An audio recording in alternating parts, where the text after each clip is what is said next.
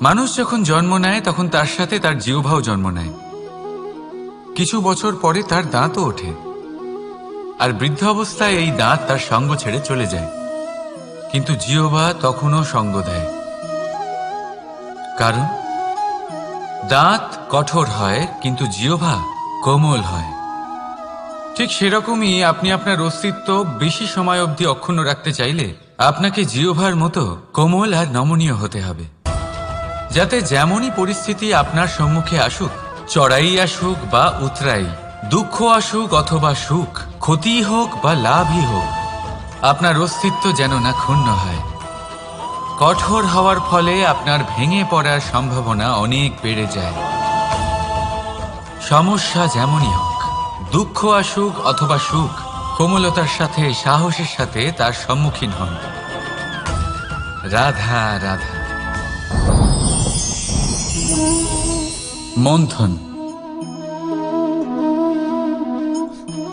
আমরা সবাই এটাই জানি যে অমৃত পাওয়ার জন্য সমুদ্র মন্থন করা হয়েছিল, কিন্তু এর পিছনে যে মহান উদ্দেশ্য ছিল তা বেশিরভাগ লোকই বোঝে না।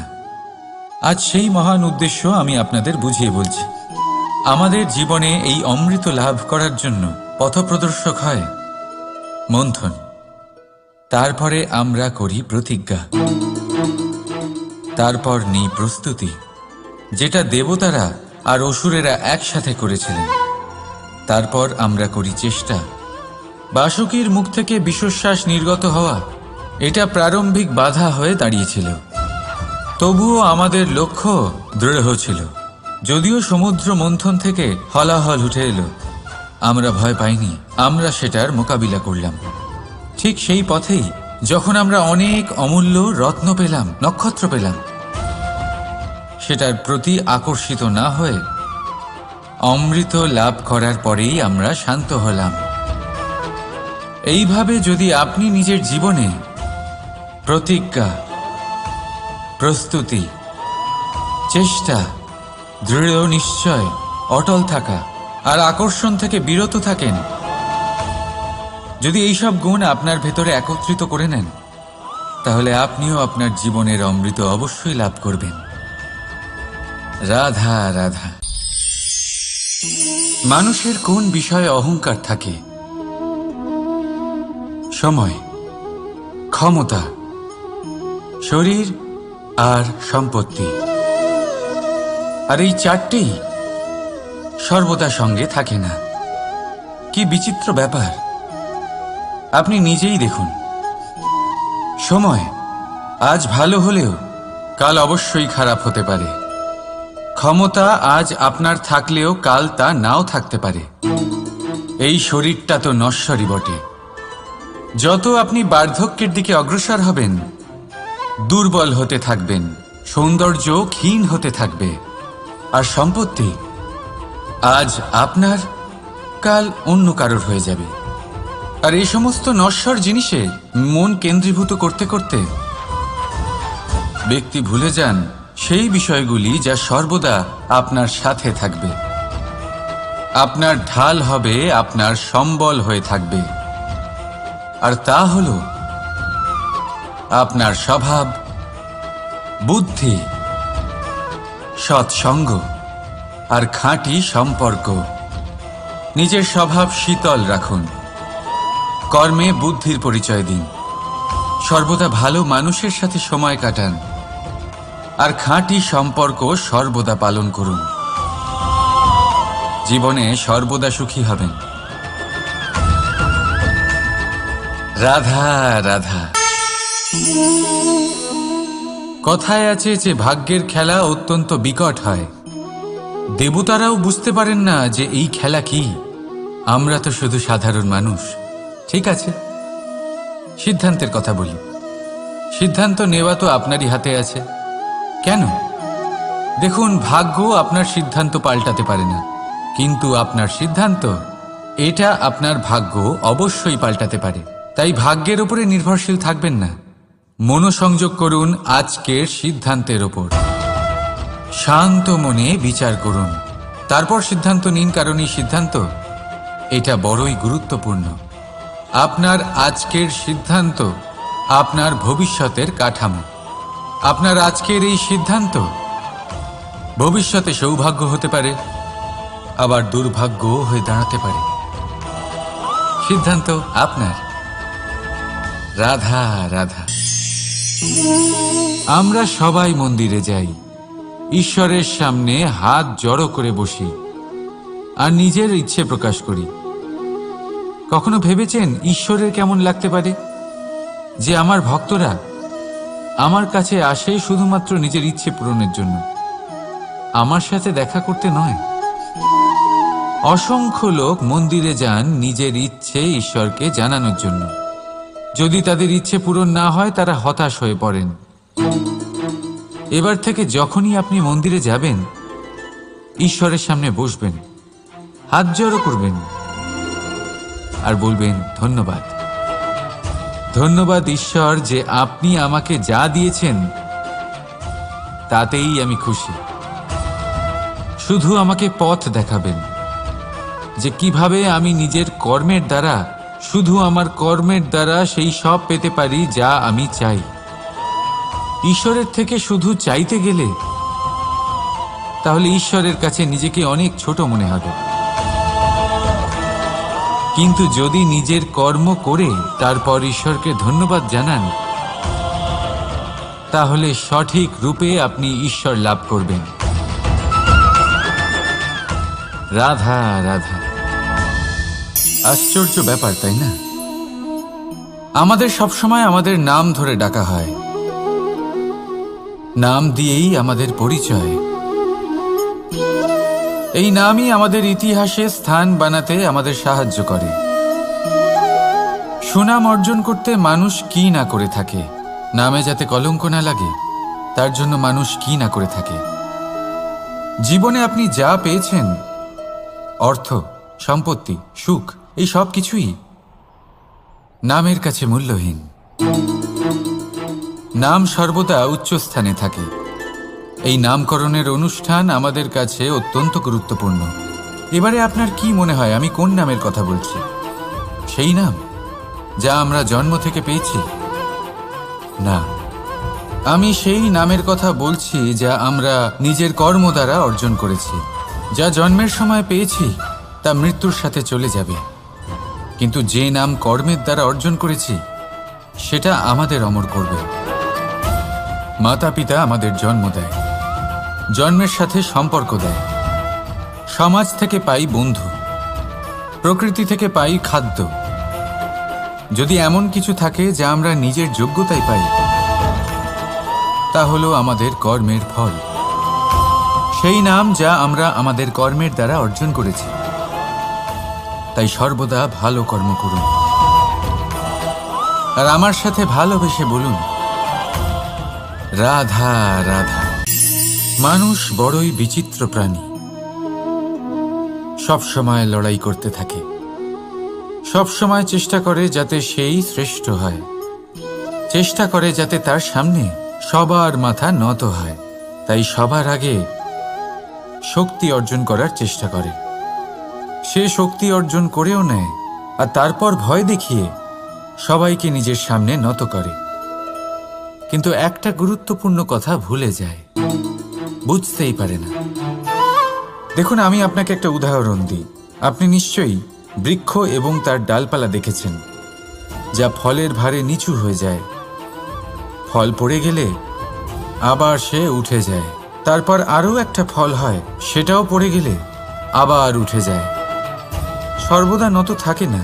কখনো হাঁটতে গিয়ে আপনি নিশ্চয়ই দেখে থাকবেন যে আপনার পা কোনো ফুলের ওপরে পড়লে তা নত হয়ে যায়, কিন্তু যেই আপনি পা সরাবেন সেই ফুল আবার উঠে দাঁড়ায়। একটা অত্যন্ত গুরুত্বপূর্ণ কথা মনে রাখবেন, যে শির ভয়ভীত হয়ে আপনার সামনে নত হয়, সেই শিরই বিরোধিতা করতে সবার আগে দাঁড়াবে।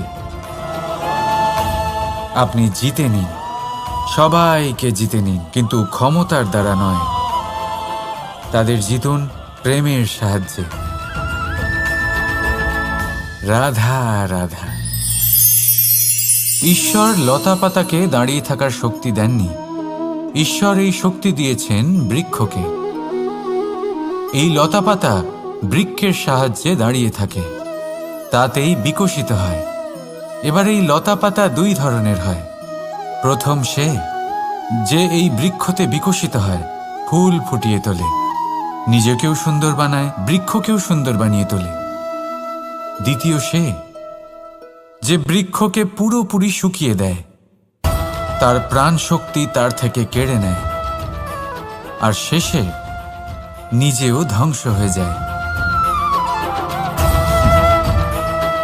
তাই মনে রাখবেন, যে ব্যক্তি সবসময় আপনার সাথে থাকে, সবসময় আপনার সম্বল হয়ে থাকে, সবসময় সে আপনাকে সাহায্য করে, আর যদি আপনি তার সাথে ছলনা করেন, আপনার অন্ত নিশ্চিত। এরকম কখনো করবেন না। সেই ব্যক্তিকে ভালোবাসা দিন, সম্মান দিন, আর আমার সাথে প্রসন্ন হয়ে বলুন, রাধা রাধা। কখনো আপনি কোনো কুমোরকে দেখেছেন যারা মাটির পাত্র বানায়? প্রথমে সে ভিজে মাটি মাখে, তারপর তাকে গড়ে, তারপর তাকে চাকায় দিয়ে সঠিক আকার দেয়। যদি আকার ঠিক না হয় তা তক্ষুনি ঠিক করে দেয়, কারণ সে এটা জানে যে একবার এটা আগুনের তাপে দিয়ে দিলে, একবার এটা শুকিয়ে গেলে তারপরে এর আকার কখনোই বদলানো যায় না। এখানে লুকিয়ে আছে একটা শিক্ষা, সমস্ত মাতা পিতার জন্য একটা শিক্ষা। মাতা পিতাও তো এরকমই হন। তাদের নিজেদের সন্তানকে সঠিক সময় মতো শ্রেষ্ঠ শিক্ষা দেওয়া উচিত। মাতা পিতা যেন কখনো তাদের বিধাতা না হতে চান, কিন্তু প্রতিটা মুহূর্তে সবসময় চেষ্টা করুন তাদের সঠিক পথ দেখানো, কখনো কোমলতা দিয়ে, কখনো ভালোবাসা দিয়ে, আর কখনো কঠোর হয়ে। তার জীবনকে, তার ব্যক্তিত্বকে আকার দেওয়ার চেষ্টা করুন, কারণ যেমন মাটি একবার শুকিয়ে গেলে তারপর সেই পাত্রের আকার বদলানো যায় না, ঠিক সেইভাবেই আয়ুর বৃদ্ধির সাথে সন্তানের শিক্ষা কখনোই বদলানো যায় না। তা মনে রাখবেন। রাধা রাধা। আপনি কি কখনো কোনো প্রজাপতি দেখেছেন? ভালো নিশ্চয়ই লাগে। আসলে প্রজাপতি কার না ভালো লাগে? ছোট হোক বা বড়, প্রজাপতিকে সবার ভালো লাগে। এবারে ভাবুন, এই প্রজাপতির সূত্রপাত কি করে হয়? এই প্রজাপতি শুরু হয় একটা গুটি থেকে, যেখানে সে সুরক্ষিত থাকে। গুটি ভেঙে যখন সে এই সংসারে আসে, তখন একটা কীট রূপে থাকে। কীট যে ভূমির ওপরে চলাচল করে, যে বৃক্ষের পাতার ওপরে সুরক্ষিত থাকে। তারপরে তার মধ্যে আসে আরো একটা পরিবর্তন, তার ডানা গজায়। তখনই সে প্রজাপতি হয়। তখন সে খোলা আকাশে উড়ে বেড়াতে পারে। সুন্দর সুন্দর পুষ্প থেকে সে মধু পান করে। কখনো ভেবেছেন যে প্রজাপতি ছাড়া আর কেউ এটা পারে না কেন? কারণ সে সেই গুটি থেকে বেরোতে পারে। যদি সে সেই গুটি থেকে নাই বেরোতো, সে উড়তেই পারত না, কখনো প্রজাপতি হতেই পারত না। আমাদের সাথেও ঠিক এটাই হয়। আমরা সবসময় সেখানেই থাকতে চাই যেখানে আমরা সুরক্ষিত থাকি। সেই সুরক্ষা চক্রেই আমরা থাকতে চাই, কিন্তু এই বিকাশ সুরক্ষা সীমা পার হওয়ার পরেই অর্জন করা যায়। তাই যদি আপনি জীবনে বড় কিছু করতে চান, মহান কাজ করতে চান, নিজের ব্যক্তিত্ব তৈরি করতে চান, তাহলে এই সুরক্ষা চক্র ভুলে যান।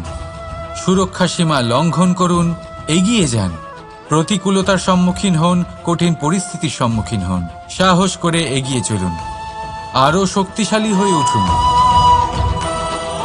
তবেই আপনি জীবনে কিছু করতে পারবেন, তবেই আপনার ডানা গজাবে, আর তবেই আপনি এই সুন্দর আকাশে উড়ে বেড়াতে পারবেন। রাধা রাধা। আমাদের কোনো স্থানে পৌঁছতে গেলে একটা মাধ্যমের প্রয়োজন হয়। কিছু মানুষ এই মাধ্যমকে রাস্তা বলে, কেউ পথ বলে, আবার কেউ বলে সরণি।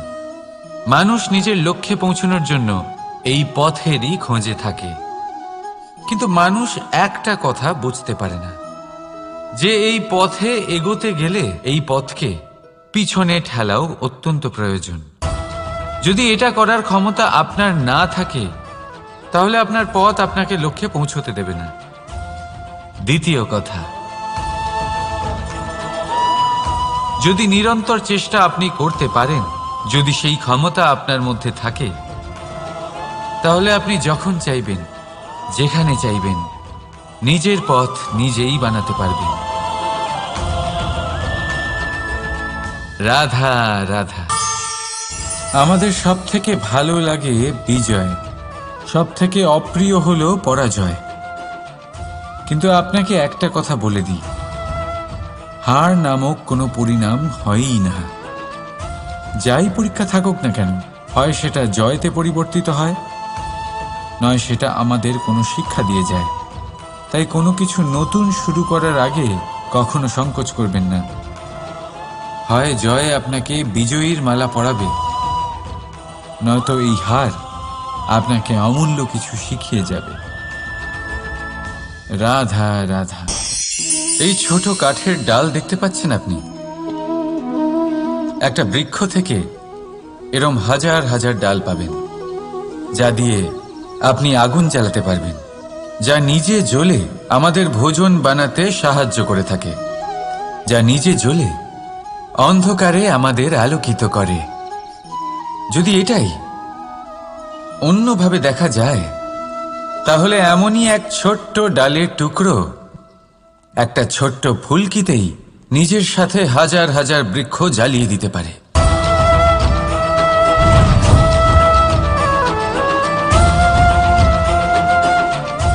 পার্থক্য কোথায়? পার্থক্য হলো শুধু দৃষ্টিভঙ্গিতে, মানসিকতায়। যদি এই মন শীতল রাখেন, শান্ত রাখেন, তাহলে অসংখ্য মানুষের জীবন আলোকিত করবেন। যদি ক্রোধ আর অহংকারের আগুনে জ্বলতে থাকেন, তাহলে শুধুমাত্র বিনাশ করবেন। সিদ্ধান্ত আপনার। রাধা রাধা। আজ বিজয়া দশমী, সেই দিন যবে শ্রীরাম রাবণকে বধ করেছিলেন। এ হলো সেই দিন যেদিন শ্রীরাম লঙ্কা জয় করেছিলেন। লোকে বলে এটা খারাপের বিরুদ্ধে ভালোর জয়ের প্রতীক। এটাকে দেখার আরো একটা দিক আছে। আগে হ্যাঁ, এটা ভালোবাসার জয়ের প্রতীক, এটা পরিবারের জয়ের প্রতীক। আপনি তো নিশ্চয়ই জানেন যে রাবণ মহাজ্ঞানী ছিল, মহা শক্তিশালী ছিল, মহাদেবের পরম ভক্ত ছিল রাবণ। এবার যে ব্যক্তি কৈলাস পর্বত তুলতে পারত, সেই ব্যক্তি নিজে এক কাটা বৃক্ষের মতো শ্রী রামের চরণে পড়েছিল। কেন? কারণ রামের সাথে লক্ষ্মণ ছিল, কিন্তু ওদিকে রাবণের সাথে বিভীষণ ছিল না। একদিকে এক পরিবারের মধ্যে ভালোবাসা ছিল, কিন্তু অপরদিকে আর এক পরিবারের মধ্যে দূরত্ব বাড়ছিল। তাই মনে রাখবেন, যদি সংসারের ওপরে বিজয় লাভ করতে হয়, তাহলে সর্বপ্রথম পরিবারের মধ্যে ভালোবাসা বজায় রাখতে হবে। পরিবারের মধ্যে ভালোবাসা বাড়ান, দূরত্ব নয়। আপনি সব সময় সুখী থাকবেন আর জীবনের সমস্ত বাধা আপনি অতিক্রম করবেন। রাধা রাধা। আপনি কি কখনো শুনেছেন হরিণ সিংহের থেকে পালানোর বদলে তার সাথে লড়াই করেছে? হরিণ সিংহকে আক্রমণ করেছে, কখনো শুনেছেন? কখনো না। কিন্তু এরকম হতেই পারে, এরকম হয়েই থাকে। আর এটা তখনই হয় যখন হরিণের শাবক বিপদে পড়ে। যখন তার সিংহের কবলে পড়ার ভয় থাকে, তখন হরিণীও এসে সিংহের সাথে লড়াই করতে থাকে। কারণ সে একজন মা, আর মা তার সন্তানের জন্য সবকিছু করতে পারে। এ হলো মায়ের স্নেহ, যেটা যত নরম হতে পারে ঠিক ততটাই কঠোরও হতে পারে। আর তার সন্তানের মঙ্গলের জন্য সে ক্রোধের সমস্ত সীমা পার করে তার সন্তানকে রক্ষা করেই ছাড়বে। আর সেই জন্যই তো মাকে সন্তানের জীবনে সব থেকে বড় ঢাল বলা হয়। এই মাকে আমার শত কোটি প্রণাম। রাধা রাধা। নবরাত্রির শুভ সূচনা হয়ে গেছে, আর এই সময় অত্যন্ত শুভ, কারণ এই সময় জগৎ মাতার সাথে জড়িত। মা কত ছোট একটা শব্দ, কিন্তু যদি ভালোভাবে দেখেন তাহলে সমগ্র সংসার এই শব্দের মধ্যে লুকিয়ে। মা যে তার সন্তানের জন্য যথাসম্ভব চেষ্টা করে, সবকিছু করতে প্রস্তুত থাকে। মা যার সব থেকে বড় গুণ অটল থাকা, মনের মধ্যে না কোনো অসৎ উদ্দেশ্য, না কোনো ভেদাভেদ, না কোনো ছল চাতুরি। বড়ই সরল হয় এই মা। সন্তান যদিও বা মিছে মিছে কেঁদে ওঠে, মায়ের মনে হয় সন্তানের হয়তো সত্যিই খিদে পেয়েছে। মা জন্মদাত্রী হোক বা পালিকাই হোক, স্বর্গ, এই স্বর্গ আমরা মায়ের চরণের তলায় খুঁজে পাই। তাই এই মাকে আমাদের শত কোটি প্রণাম। রাধা রাধা। সহনশীলতা মায়ের দ্বিতীয় সব থেকে বড় গুণ। কথায় আছে যে পৃথিবীর থেকে বেশি সহ্য শক্তি আর কারণ নেই। তাকে কর্ষণ করার পরেও পৃথিবী আমাদের ফসল প্রদান করে, কিন্তু মা, এই মা পৃথিবীর থেকে কম কিছু সহনশীল নয়। একবার ভেবে দেখুন, 9 মাস অবধি সন্তানকে নিজের গর্ভে ধারণ করে। এই সহনশীলতা কি কোনো পুরুষ দেখাতে পারবে? এই সহনশীলতা কি কোনো পিতা দেখাতে পারবে? মহিলার মধ্যে যতই শক্তি থাকুক, সহনশীলতার পরিভাষা সে মা হওয়ার পরেই লাভ করে। নিজের অস্তিত্বকে ভুলে গিয়ে সন্তানের অস্তিত্ব তৈরি করে। গর্ভে শিশুর পদাঘাত খেয়েও আনন্দের সাথে তাকে দুধ খাওয়ায়। এই হলো মা। আর এই মা জননীকে আমাদের শত কোটি প্রণাম। রাধা রাধা। মায়ের আরো দুটো মহান গুণ, সাহস আর সম্বল। সাহস এটা যে সে তার সন্তানের জন্য সব কিছু করতে পারে, আর সম্বল যে সে তার সন্তানকে কখনো ভেঙে পড়তে দেবে না। একবার ভেবে দেখুন, যখনই আপনি আহত হন, চিৎকারের আগে মায়ের নাম কেন আসে? ভেবে দেখুন, যখন আপনার শক্তির প্রয়োজন পড়ে, সাহসের প্রয়োজন পড়ে, সামনের পথ আপনি দেখতে পাচ্ছেন যা অত্যন্ত কঠিন মনে হচ্ছে, তখন মুখ থেকে মায়ের নামই কেন বেরোয়? কারণ মা আমাদের সাহস যোগায়, মাই আমাদের ভরসাও যোগায়। মা জানেন কি করে আমাদের আঙুল ধরে আমাদের হাঁটতে শেখাতে হবে।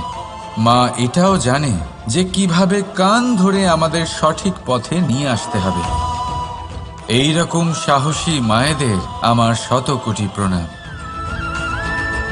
রাধা রাধা।